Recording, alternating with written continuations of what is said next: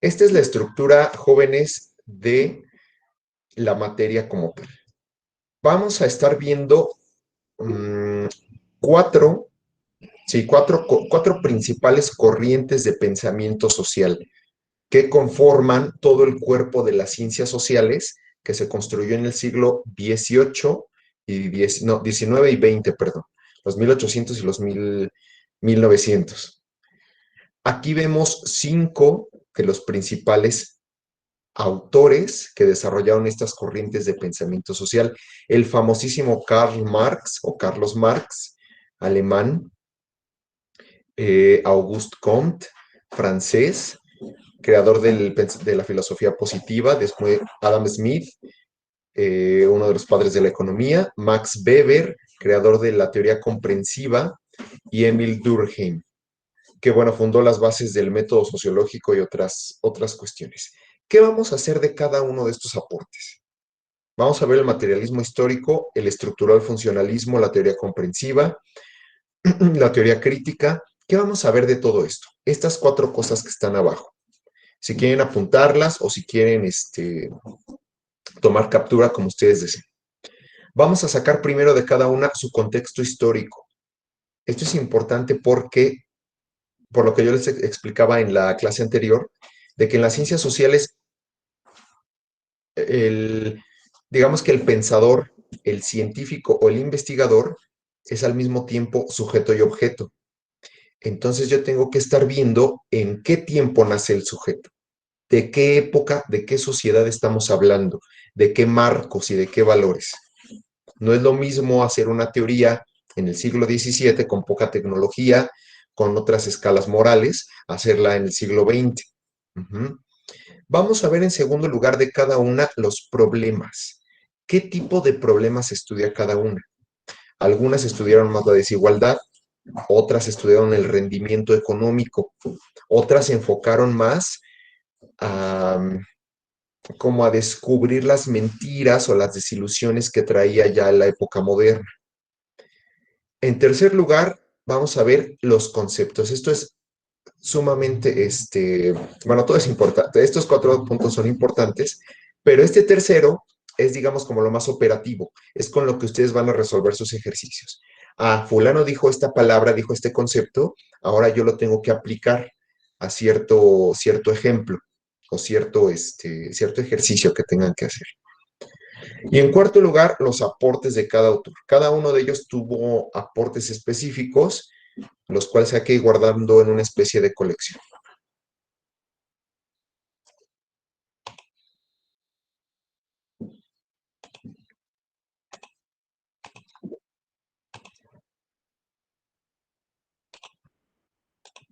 Bueno, vamos a pasar entonces a la primer corriente de pensamiento teórico, que es justo la que ustedes realizaron en este ejercicio. Sí la están viendo, ¿verdad? Mi Sí, diapositiva. maestro. Muy bien, entonces, ¿qué es el materialismo histórico? Vamos a empezar a ver por qué es materialismo, que también se le llama materialismo dialéctico, me parece, en la lectura. Aquí a la izquierda tenemos una imagen que representa muy bien el problema, lo que yo les decía, el punto número 2, el 2 o el 3, no me acuerdo. ¿Qué problema estudia esta corriente? Pues aquí está el problema, el que está en la izquierda. ¿Qué es lo que dice? ¿Me pueden ayudar a leer?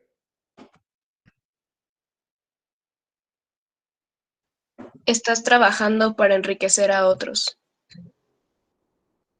Esto es el capitalismo. Gracias. Hay un problema aquí de desigualdad. Hay un problema, decía Marx, en la sociedad desde que desde que un par de brazos le tuvo que dar de comer a dos bocas. ¿Cómo es eso? Desde el momento en que yo con mis brazos no solamente me visto y me alimento yo mismo, sino que además tengo que trabajar, tengo que ponerlos en movimiento para alimentar a muchas otras bocas, muchas que son de mi familia, para darles el sustento, desde ahí nace la desigualdad en la historia. Y la desigualdad en la época de este señor fue una desigualdad muy salvaje. ¿Alguien más, por favor, que me ayude a leer ahora el recuadro que está a la derecha? Dice, hasta ahora los filósofos se han limitado a interpretar el mundo de diversas maneras, pero lo que debe hacerse es cambiarlo. Marx, y Ujú. no sé qué más dice, no alcanzo a ver. Ok, no te preocupes, así está bien. Entonces, esta carita de aquí de Karl Marx lo que está diciendo es, bueno, el trabajo de los filósofos ha sido muy rico, muy bien, muy amplio, muy abundante, pero llegó el momento en que tenemos que usar todo eso para cambiar nuestra realidad. ¿Cuál era esa realidad? Pues la de la pobre tortuga que está ahí. Creo que es una tortuga, una rana, no sé qué es, que está siendo aplastada por el otro. Le está quitando su tiempo, su esfuerzo, su trabajo y sus ganancias. Es tiempo de cambiar eso, dice Marx. Marx tuvo tres principales aportes. Este hombre eh, es una fuente casi inagotable de ideas y de pensamiento. De hecho, por ejemplo, en Francia hay un congreso que se hace cada ciertos años que nada más se dedica a sus obras y sus aportes. Seminarios, cursos, diplomados, que nada más se dedican a él, a nadie más, de tanto que él produjo. Bueno, sus tres principales aportes son en filosofía, en doctrina económica y política, donde sale a relucir esto del comunismo, que no lo vamos a tocar aquí, y en tercer lugar, el materialismo histórico, que es una especie de perspectiva de nuestra evolución social. Esto sí es lo que nos toca en esta materia, el materialismo histórico, que está en tercer lugar. Ahora, ¿por qué dice Marx que pues, los filósofos realmente no habían hecho mucho? Bueno, mucho en términos prácticos. Aquí lo vemos hasta arriba.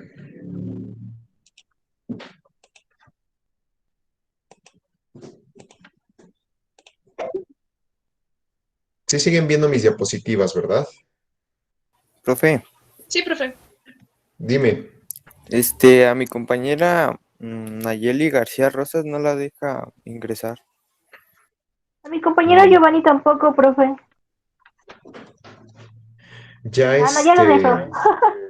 Ok, ya acepté a todos. De Sí, todas Giovanni, maneras, ya pude. Gracias. Ok, Gracias, profe. gracias. De todas maneras, se va a quedar grabada esta sesión. Gracias. Bueno, a ver, vamos a aprovechar. Tú mismo, García Hernández, por favor, ayúdanos a leer estos cuadros, empezando con el de la esquina superior. Voy. Como ya vimos, las ideas filosóficas del hombre fueron de dos tipos, idealistas y materialistas. Ujú. La filosofía ¿de qué? Hegel, De Hegel eh, con- contiene muchísimas ideas valiosas como su teoría de movimiento continuo, el desarrollo del espíritu universal y especialmente su método de dialéctico. ujú. Tenía razón al afirmar que la ley de la dialéctica rige el desarrollo del espíritu o la mente, pero no llegó a aplicar a la naturaleza y la sociedad. Gracias, Hernández. Nada. Entonces, eh, aquí vemos dos grandes grupos idealistas que se la pasaban pensando en lo metafísico, en lo que no podemos tocar ni ver, en todo esto que está en un plano, digamos, más teórico. Por el otro lado, tenemos a pensadores más materialistas. Aquí va a entrar Marx. Hegel, ¿de cuál creen ustedes que era? Materialista. Era justamente idealista. Hegel hablaba, fíjense, vean nada más las palabras que leyó aquí Hernández. Hablaba del espíritu universal, ajá, de la teoría del movimiento continuo, de la mente. Esto no es nada material, al contrario, es ideal, porque está en un plano teórico y de las ideas. Ahora, Hegel tiene, ¿por qué estamos viendo aquí a Hegel? Porque de ahí se va a montar Marx para hacer su teoría. Hegel decía, fíjense, que nuestro espíritu crecía a manera de una espiral se desarrollaba, así como lo vemos en la imagen de abajo. A manera de escaleras iba evolucionando en la historia para hacernos cada vez mejores hombres. Él veía con desprecio, por ejemplo, las antiguas sociedades, las de antes del año cero, y para su época, cuando estaba el gran estado del el Sacro Imperio Germánico, él veía su gobierno como lo mejor, como el estado de la evolución mejor posible. Entonces, la dialéctica es una evolución por medio de la cual va cambiando el ser humano. Pero como dice aquí el párrafo, este pensamiento no había sido aplicado a la sociedad. ¿Quién lo va a aplicar? Pues justamente Marx.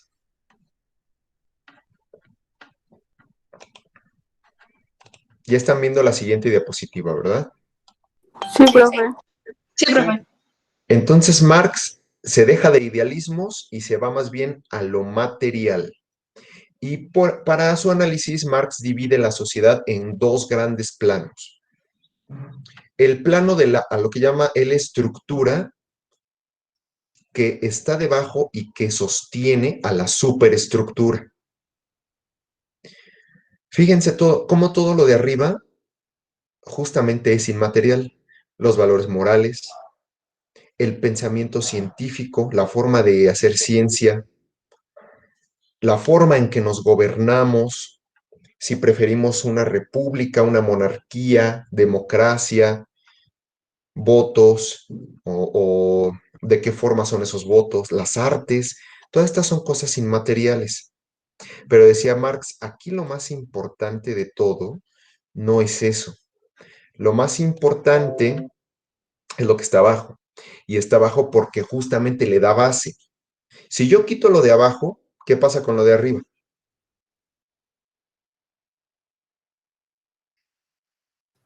Se cae. Se derrumba. desvinculan. Se cae. Ajá. Bueno, si se cae, obviamente no tiene. También se puede ver como un árbol con la raíz. Ajá. La raíz y el tronco dan soporte a las ramas. Entonces, lo de abajo realmente es lo que le da mantenimiento a todo. ¿Qué es? Los medios de producción, o sea, todas las cosas que necesito para producir, la fuerza de trabajo, los recursos naturales y nuestra tecnología. Cuando hablo de tecnología, hablo de todas las herramientas de las que nos valemos para hacer nuestra vida mejor. O sea, tecnología no es sinónimo de cosas digitales o de recursos avanzados. Tecnología es un palo también. En el mundo antiguo, tecnología es una lanza para picar al mamut. Tecnología es una red para cazar. Entonces Marx va a decir, esta parte de abajo es la más importante en una sociedad. Y aquí ya vamos coleccionando, fíjense, las categorías o los conceptos de esta corriente. Grábenselos muy bien. Medios de producción. ¿Qué cosas necesito yo para producir? Tierra, máquinas, bestias, hombres. Bueno, fuerza de trabajo, sobre todo hombres y bestias. Recursos naturales, donde entra también el clima, el tipo de ecosistema, ¿no? Bueno,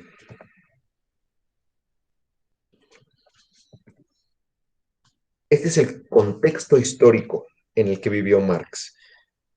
La revolución industrial que de manera arbitraria se le pone como inicio 1760.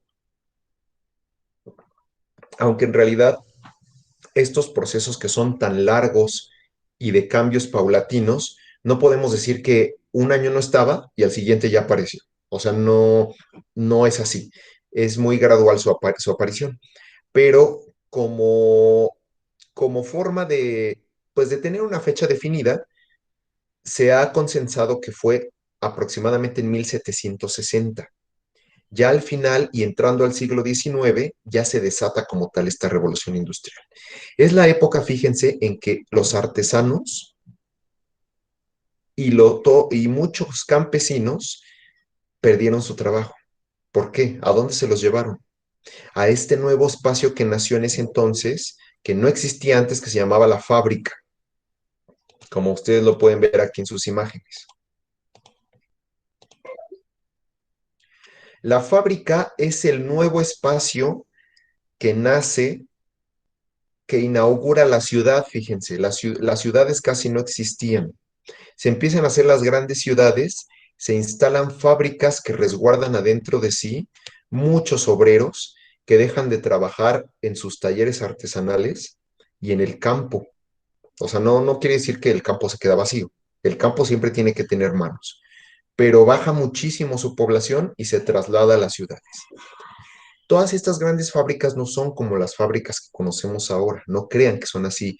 Son espacios sucios, con muy poca regulación, eh, donde ni siquiera hay una jornada de 8 horas para trabajar. El nuevo obrero que está aquí puede trabajar todo el día, puede quedarse a dormir ahí mismo o afuera a 2 cuadras, ahí está su dormitorio.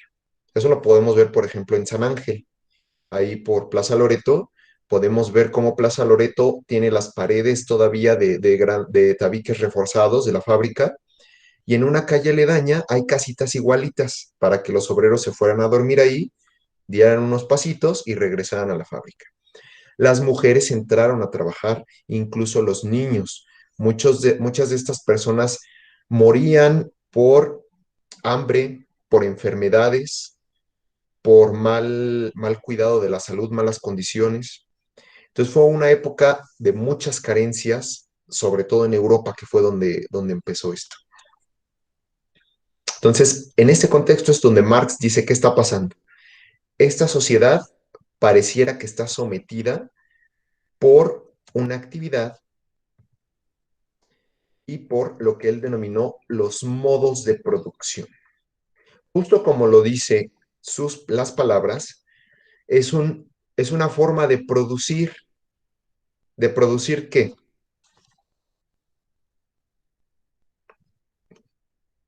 De producir, ¿Trabajo? ¿De producir qué? ¿Qué es lo que se produce en las fábricas? Productos. Ja. Todos los productos, ¿verdad, Aileen? Que necesitamos para sobrevivir. Todos. Comida, ropa, artículos de trabajo, artículos de ocio, muebles, cosas para la casa, todo. Esos son los modos de producción. Todas las cosas que necesito para hacerme de los artículos para vivir. Y entonces Marx elabora lo que se llama, lo que dice su libro, que se titula como materialismo histórico. Fíjense aquí. Si es materialismo histórico, entonces, ¿cómo se supone que va a ser o de qué va a tratar?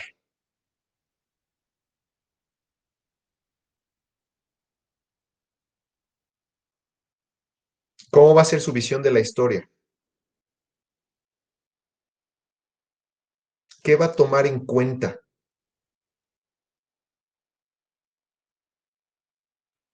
No va a tomar en cuenta los gobiernos, ni las artes, ni la moral, sino cómo el hombre hizo uso de la tecnología, la fuerza de trabajo y los medios de producción. Esto es el materialismo histórico. Y empieza así.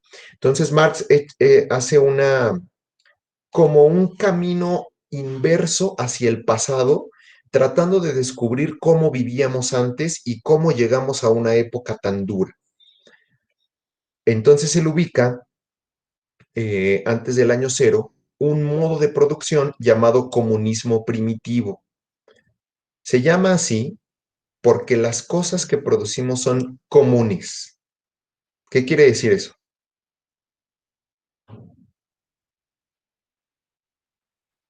Que son de uso ¿Qué es lo general que y se ocupamos? pueden encontrar. Así es, que son de todos y para todos. Entonces, aquí no hay propiedad privada, fíjense, somos nómadas todavía. Nadie es dueño de ningún árbol, de ningún río, de ninguna parcela, de ningún ganado. Conforme llegamos a un lugar, obtenemos lo que queremos, y si lo agotamos, entonces caminamos a otro lugar. Y si nos lo quieren quitar, entonces peleamos. Eso es el comunismo primitivo. Aquí hay una división del trabajo, sobre todo de género, recolección y caza. ¿Cómo es la tecnología? Es rudimentaria, ¿no? apenas unas cuantas cosas para asar, la carne, lanzas, redes, como les decía, pieles para taparme. Esto lo vemos entonces mucho, mucho antes del año cero. eh, yo creo que a partir del 30.000, más o menos.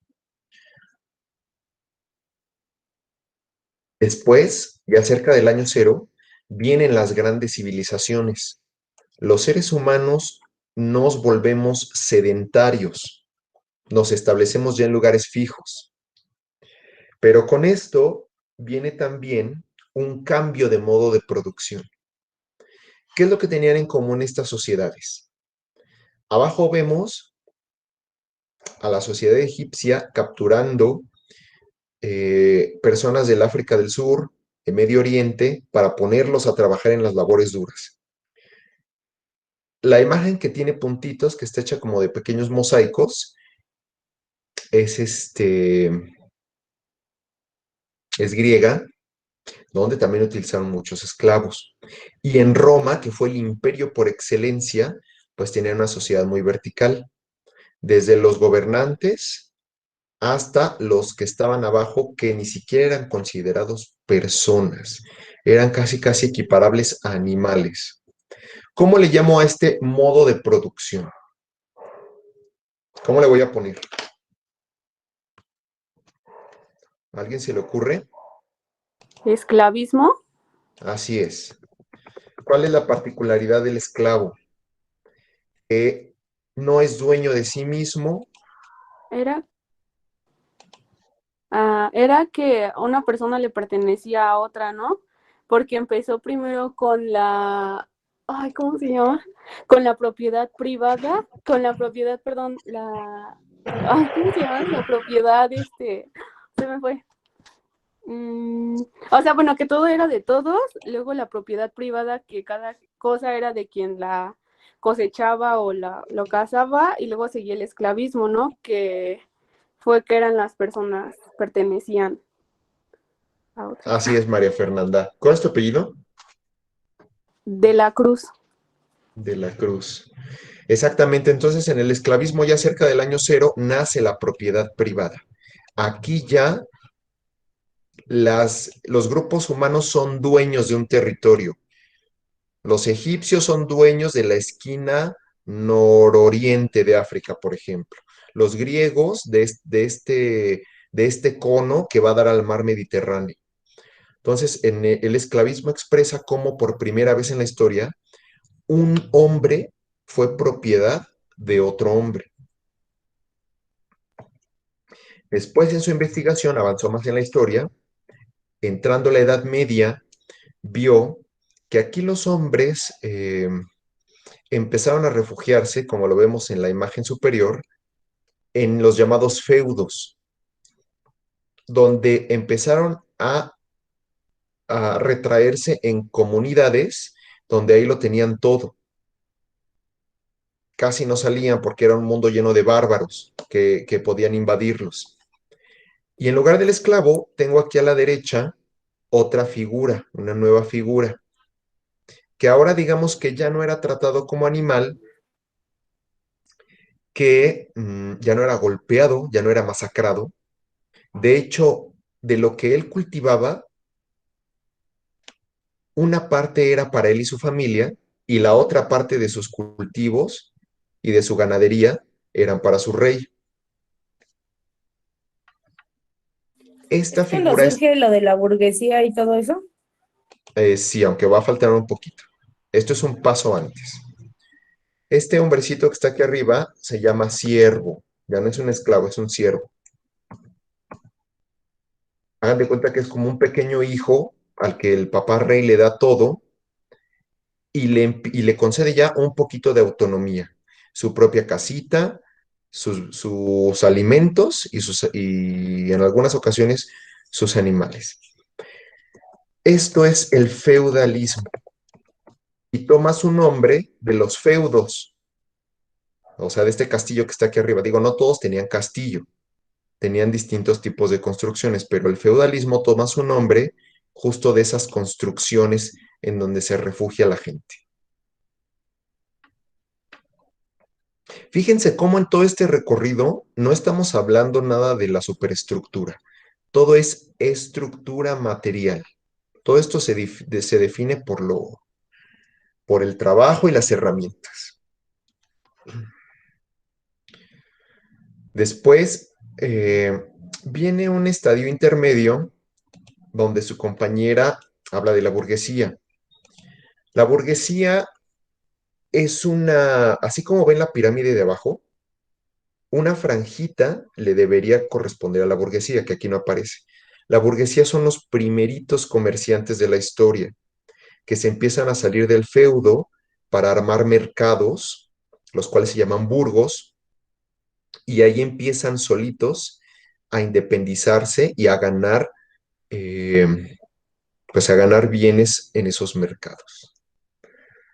Hasta ahorita no ha aparecido un elemento muy importante en la historia. Entonces, con el desarrollo de la burguesía, cambiamos de modo de producción y llegamos otra vez al modo de producción que vivió Marx. Esta clase que ven aquí ustedes abajo ya no se llama servidumbre, se llama proletariado. ¿Por qué se caracteriza el proletariado? Están despojados de cualquier propiedad.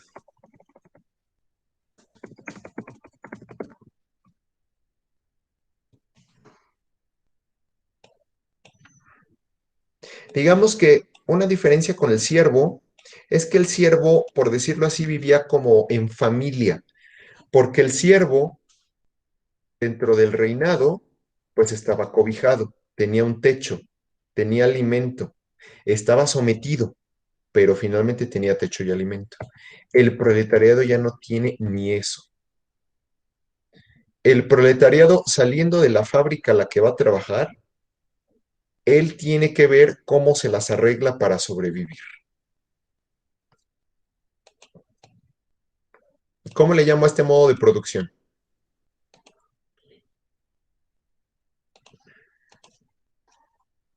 ¿Alguien sabe? De hecho, es el modo de producción en el que seguimos hasta ahorita.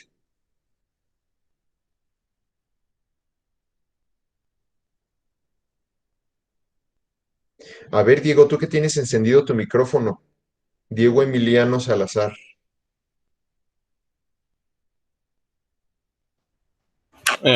¿Yo? ¿Qué pasó? Ajá. ¿Cuál fue su pregunta? ¿Cuál era el qué? ¿Cómo se llama este modo de producción? Ya vimos que hay un comunismo primitivo que después dio paso al esclavismo, después al feudalismo y finalmente llegamos a este. ¿Al comunismo? No, capitalismo, que viene de la palabra capital.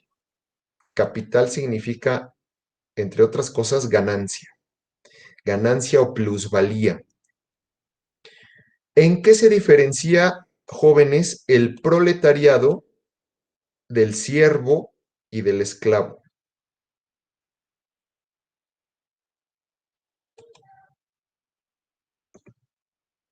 Acuérdense que si no participan, alargo más la clase.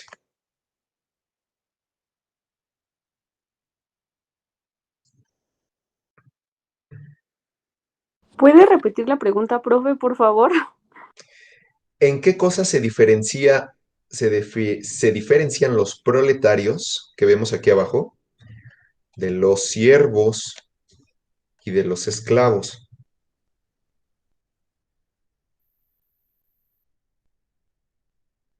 Hay sobre todo un elemento, ya les dije yo una, el proletariado ya está abandonado a su suerte. Ya ni siquiera me preocupo yo por darle una casa o por darle de comer. Pero esto viene porque yo sí le doy otra cosa a cambio. Le doy algo que no tenían los anteriores. ¿Una paga? Exactamente, el gran equivalente general, esa cosa por la que yo puedo intercambiar productos, no importa cuál. O sea, imagínense, hasta el cuerpo humano es intercambiable por esa cosa. Y miren que en esta época hubo mucha prostitución por lo mismo de la pobreza que se estaba generando de la revolución industrial. ¿Cuál es ese, ¿Cuál es ese artículo por el cual se puede intercambiar casi todo en el mundo? La moneda. Exactamente, el dinero. Nace el dinero como paga del trabajo.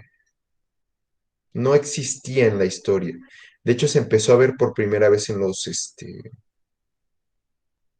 pues su uso así ya generalizado en los burgos, en los primeros mercados, cuando pagaban con metalitos, antes de que fueran monedas bien hechas. ¿No eso Bueno, era también de lo de las tiendas de raya o algo así? O sea, sí, aunque en las tiendas de raya, ya vinieron. Ah, no, bueno, sí, empieza en el siglo XIX justo.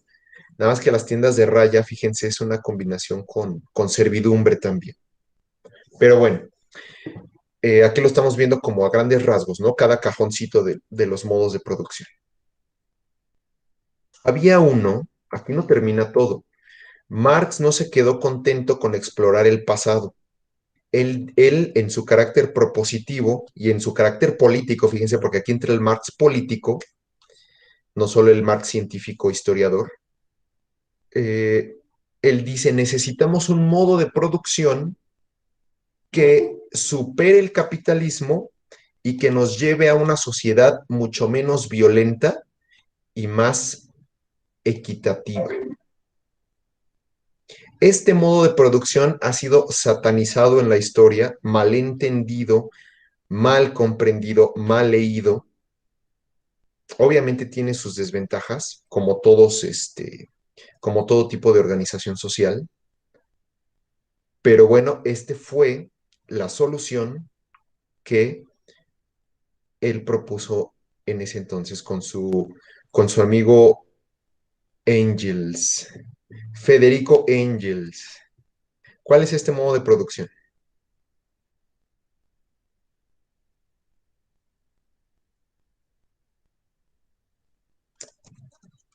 Fíjense, esto ya casi no se menciona.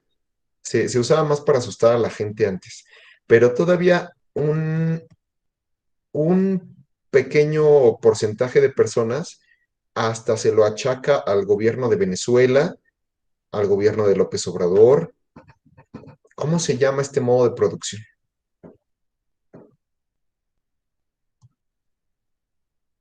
Socialismo.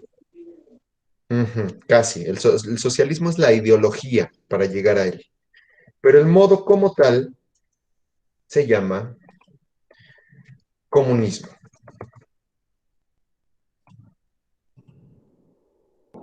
Pero ya no es el comunismo primitivo, ya no es el comunismo de cuando éramos nómadas. ¿Cómo es este comunismo?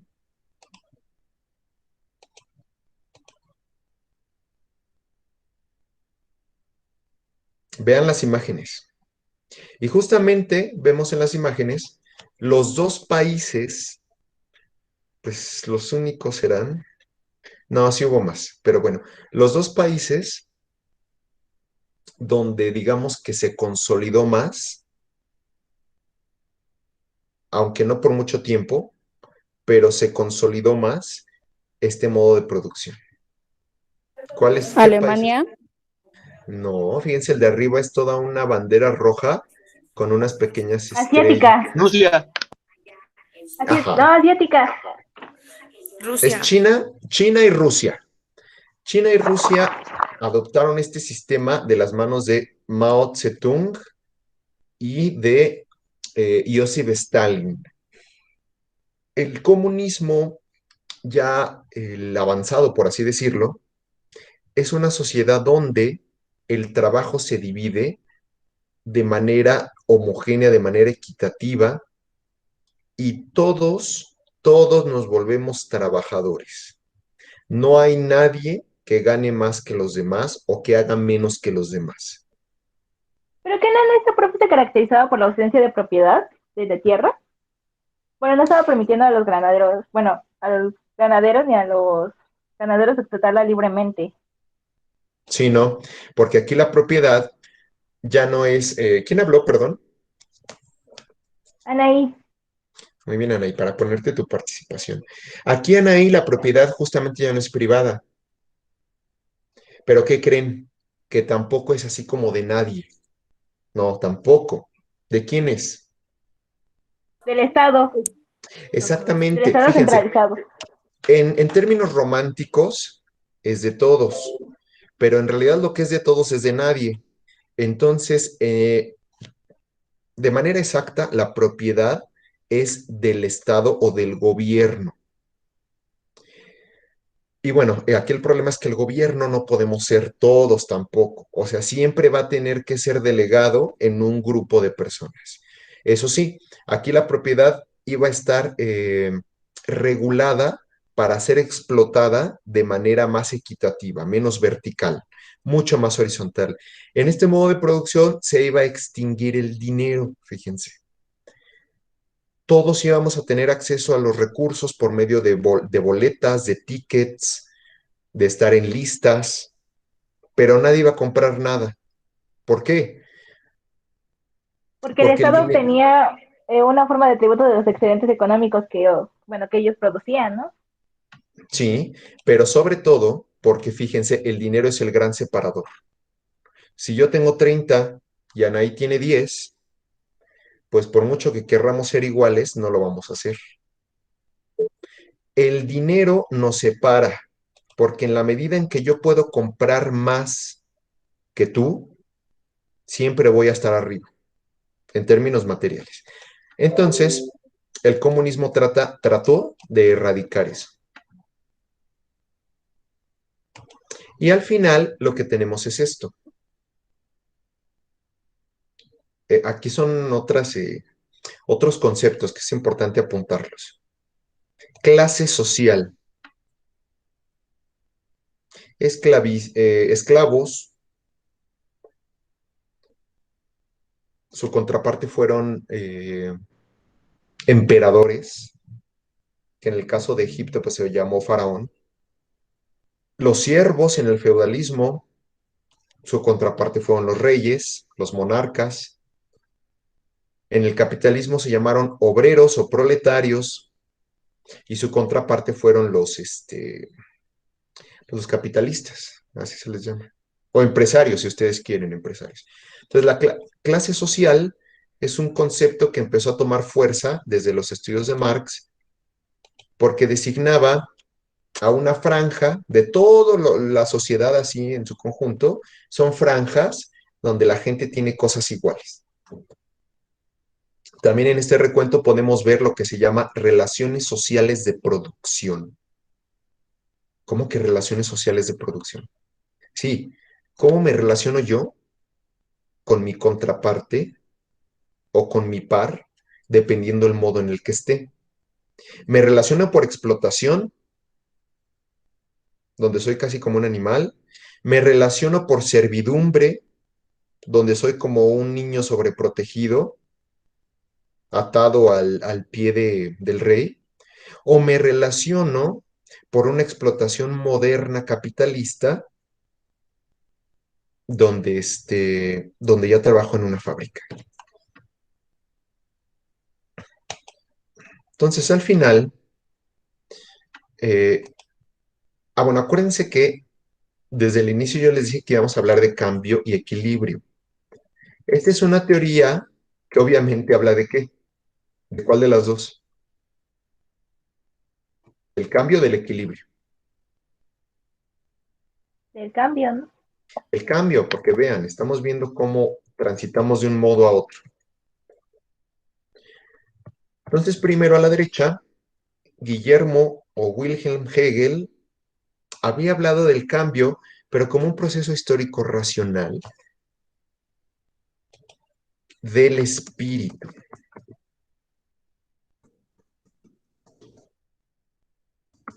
De la razón. Y Marx dice, no, hay que hablar de las personas, de las sociedades y las clases sociales. Entonces, el gran aporte de Marx fue que él analizó cómo las sociedades cambian, pero además que cambian de manera revolucionaria. O sea, no es un proceso pacífico, no son procesos ordenados, son procesos con violencia, con muerte. Este dibujito que vemos aquí abajo de caricaturas, o sea, imagínense qué pensaría un esclavo azotado de la antigüedad al ver esta caricatura. O sea, nada que ver con lo que ese hombre vivió. Nada que ver, por ejemplo, con las condiciones de servidumbre tan antihigiénicas, tan oscuras, tan pobres que se vivían en los feudos, ¿no? Entonces, este cambio que vemos aquí, en el cuadro de abajo, pues es un cambio material. Esto es lo que trató de explicar Karl Marx, que el cambio en la sociedad no se da por las ideas, se da porque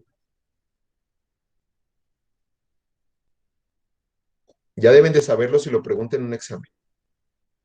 El motor del cambio no son las ideas, no es la religión, no son los gobernantes. ¿El motor de cambio qué es?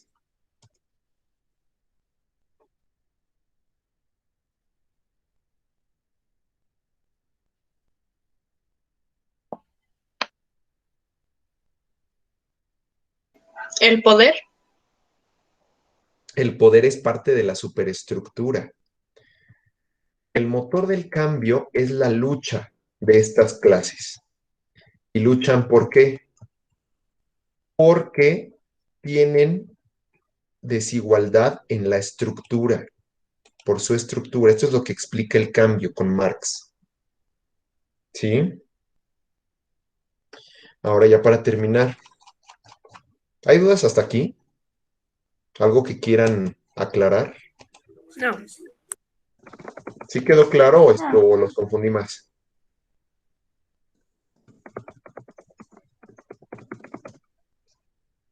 Conceptos entonces importantes que debemos de tener en cuenta para el materialismo histórico.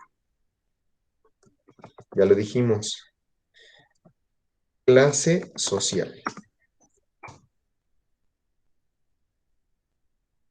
Ah, se me había olvidado. Aquí estos, clases sociales, pueden ser muchas, pero se dividen en dos. Propietarios de medios de producción y fuerza,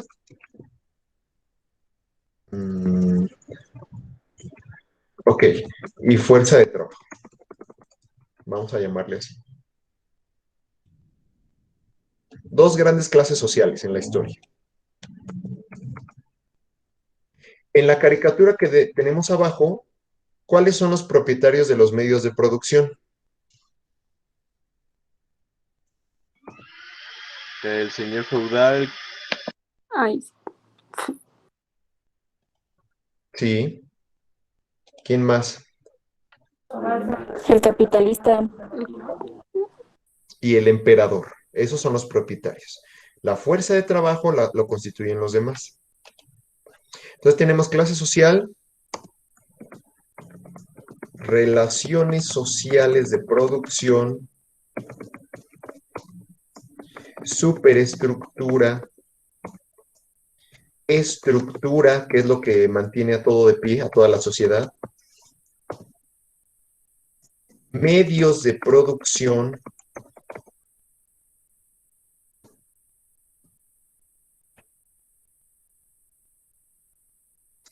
fuerza de trabajo,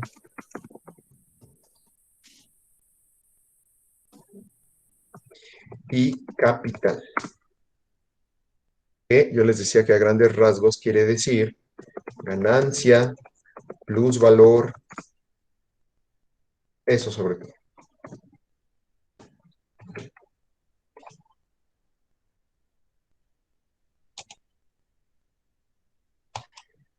Entonces, no sé si ahora ya alcancen a comprender por qué es que en el ejemplo que venía en el ejercicio, te sugerían ahí una huelga, ¿no? De la refresquera Pascual.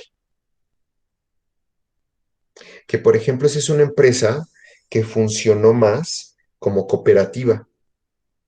Es decir, una empresa donde sí hay un dueño que gana más que los otros, pero que se maneja un esquema de ganancias, digamos, como más horizontal, donde toda esa ganancia hay una proporción donde los trabajadores se pueden repartir más. Ujú. Por eso es que venía ese ejemplo. ¿Cómo ven? ¿Ya queda más claro esto o no? Sí. Sí, Entonces, una característica del materialismo, para que me quede claro, es que la transformación histórica de la sociedad es concebida como consecuencia de las fuerzas de producción. Sí. O sea, la sociedad Sí. se mueve gracias a sus aspectos materiales y productivos. Todo lo demás, desde la visión de Marx, todo lo demás importa. Tampoco es que no importe, ¿no? Tampoco es que no importe, por ejemplo, que nos gobierne una mujer o un hombre. Dice Marx, sí, pero finalmente eso también es influenciado por lo material. Esto que voy a poner aquí en letras cursivas está relacionado. Lo material es igual a la estructura. Acuérdense siempre, es lo que le da sustento a la sociedad. Por eso es que después muchos lo tacharon de reduccionista. Dijeron, pues es que este hombre dice que todo se explica por lo de abajo, pero hay cosas que también se explican por lo de arriba. Ok, entonces la estructura está formada por las fuerzas productivas, o sea, los modos y Sí, las relaciones de producción. Ok. sí, todo eso que acabamos de hecho, todo este recuento que yo les hice, desde el comunismo primitivo hasta el comunismo, pues, utópico, por decirlo así, es una historia material. Ujú. Es una historia totalmente productiva y material. Jamás se habla ahí de estos elementos de la superestructura. En la superestructura también entran las leyes. Ujú. Sí, eso podríamos considerarlo aquí adentro, junto Y la con religión, gobierno, ¿no? leyes. Y la religión también, sí. Lo que pasa es que, bueno, son tantas cosas. Las leyes, los grandes ideales humanos, las utopías, las costumbres, todo eso va en superestructura. O sea, todo, básicamente todo lo que no me da de comer, todo lo que no me da de comer me procura techo y me permite alimentarme, que es lo básico, va en superestructura.